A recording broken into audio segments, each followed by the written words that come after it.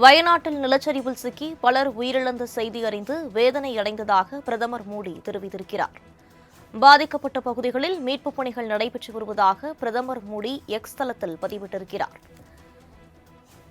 நிலச்சரிவு குறித்து கேரள முதலமைச்சர் பினராயி விஜயனுடன் பேசியுள்ளதாகவும் பிரதமர் மோடி தெரிவித்திருக்கிறார். மத்திய அரசு அனைத்து உதவிகளையும் வழங்கும் என்றும் பிரதமர் மோடி உறுதியளித்திருக்கிறார். இது தொடர்பான கூடுதல் விவரங்களை வழங்குவதற்காக செய்தியாளர் செலினா இணைப்பில் இருக்கிறார். வணக்கம் செலினா, விவரங்களை பதிவு பண்ணலாம். வயநாட்டில் ஏற்பட்டிருக்கக்கூடிய நிலச்சரிவில் தற்போது வரையிலும் 14க்கும் மேற்பட்டவர்கள் உயிரிழந்திருக்கக்கூடிய நிலையில் மேலும் உயிரிழப்புகள் அதிகரிப்பதற்கான வாய்ப்பு இருப்பதாக தெரிவித்திருக்கிறார்கள்.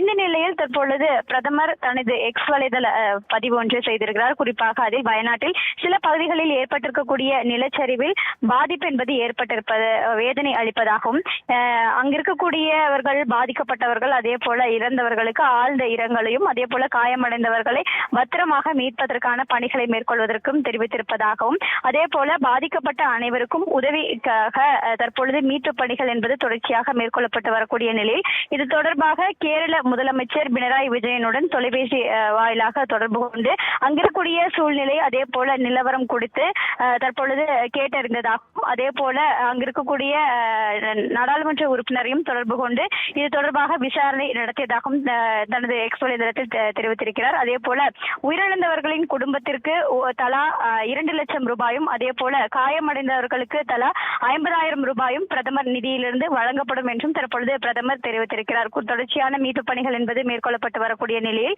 பிரதமர் முதலமைச்சரை நேரடியாக தொலைபேசி வாயிலாக தொடர்பு கொண்டு அங்கிருக்கக்கூடிய பணிகள் மேற்கொள்ளப்பட்டு வரக்கூடிய பணிகளையும் கேட்டறிந்ததாகவும், அதே போல பாதிக்கப்பட்டவர்களுக்கு நிதி உதவியும் வழங்கப்பட்டிருப்பதாக தற்பொழுது தனது எக்ஸ் வலைதளத்தில் பதிவிட்டிருக்கிறார். தொடர்ச்சியான உயிரிழப்புகள் என்பது அதிகரித்து வரக்கூடிய நிலையில் அங்கு பாதிக்கப்பட்டவர்களை மீட்பதற்கான பணிகளும் தேசிய பேரிடர் மீட்பு பணியிலும் அதே போல மாநில பேரிடர் மீட்பு பணியிலும் தொடர்ச்சியாக இந்த பணிகள் என்பது மேற்கொள்ளப்பட்டு வருகிறார்கள்.